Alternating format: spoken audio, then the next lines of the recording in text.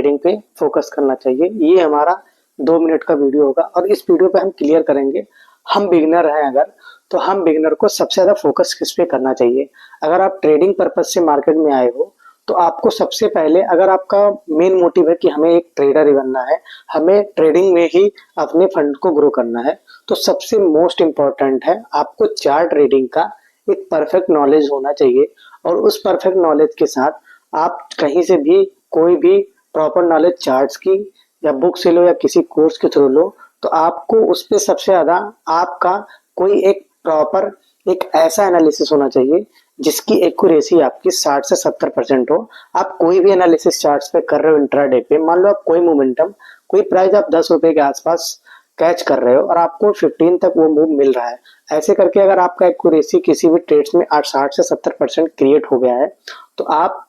Trading की तरफ तभी जाओ जब आप एकदम परफेक्ट हो जाए। और अगर आप ट्रेडिंग स्टार्ट कर रहे हो तो कभी भी बड़े कैपिटल के साथ ट्रेडिंग स्टार्ट मत करना, क्योंकि आप बिगनर होते हो, ना आपके पास इमोशनल कंट्रोल होता है,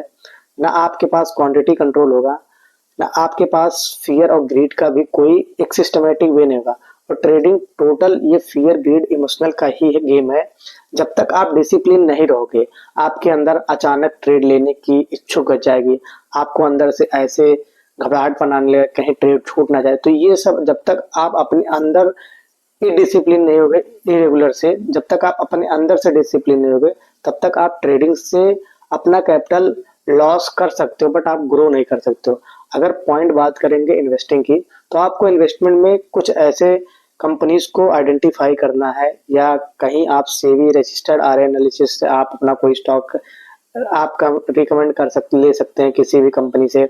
या फिर आप खुद से थोड़ा बहुत यूट्यूब से आप नॉलेज लेके थोड़ा बहुत कंपनी के बारे में जान के, जो कंपनी कई सालों से मार्केट में एग्जिस्ट कर सकती है उस पर ट्रस्ट करके आप उसमें इन्वेस्ट करके 1 साल 2 साल 4 साल के लिए भूल जाओगे, तो वहां जो आपका लॉसेस आप चांस है वो बहुत लो होगा, और जो आपका प्रॉफिट का ग्रोथ है वो थोड़ा रिटर्न टू एफडी और ज्यादा इन्वेस्टमेंट से आपका रिटर्न जो होगा वो इंक्रीज अमाउंट में बढ़ेगा। तो सबसे मेन पॉइंट है, अगर ट्रेडिंग के परस्पेक्टिव से है तो बिना नॉलेज के अगर आप ट्रेडिंग करोगे तो आप लॉस कर बैठोगे, और ये प्योर आपके माइंडसेट का गेम है और प्रॉपर प्रैक्टिकल गेम है। जब तक आप प्रैक्टिकली फिट नहीं हो जाओगे चार्ट से, तब तक आपको ट्रेड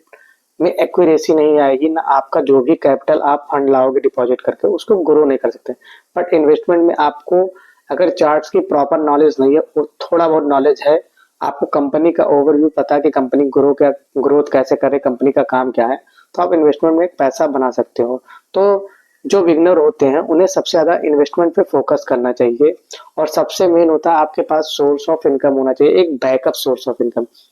इन्वेस्टमेंट के लिए भी आपको अगर कहीं से पैसा आएगा तभी इन्वेस्ट करोगे, ट्रेडिंग के लिए भी आपको अगर प्रैक्टिस कर रहे हो, प्रैक्टिस का पैसा आपका लॉस हो जा रहा है, तो आपके पास सोर्स ऑफ बैकअप होना चाहिए। तो मोस्ट इंपॉर्टेंट ट्रेडिंग में हमें सबसे पहला है कि हमारे पास एक बैकअप प्लान होना चाहिए, एक ऐसा सोर्स होना चाहिए जहां से हमें पैसा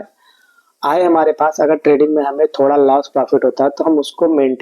एक मेंटेनेंस कॉस्ट पे रहें, एक मेंटेनेंस पे रहे, ताकि हमारा जो ट्रेडिंग की जर्नी है वो एक प्रॉपर वे में अप डाउन होके और एक कांस्टेंट वे में आ जाए, फिर एक हाई प्रॉफिट ग्रोथ में आ जाए। तो सबसे मेन मोटिव है ट्रेडिंग और इन्वेस्टिंग में। बिगनर के लिए इन्वेस्टिंग सही है, अगर धीरे धीरे आप फिर उसमें इन्वॉल्व हो गए तो आप धीरे धीरे इन्वेस्टिंग से ट्रेडिंग में शिफ्ट हो जाना। बट इन्वेस्टिंग सबसे बड़ी पावरफुल चीज है पैसा बनाने की, वहां पैसा कई गुना होता है। और हमारा जो ट्रेडिंग है वहां हम एक परसेंटेज पे जो भी अमाउंट डिप्लॉय करते हैं उसका एक परसेंटेज या एक रिटर्न ऑन इंटरेस्ट निकालते हैं डेली बेसिस पे। तो ये डिफरेंस हमारा ट्रेडिंग और इन्वेस्टिंग का। अगर आपको वीडियो अच्छी लगी हो तो कमेंट में जरूर बताना, और नए हो तो चैनल को सब्सक्राइब कर लेना। धन्यवाद।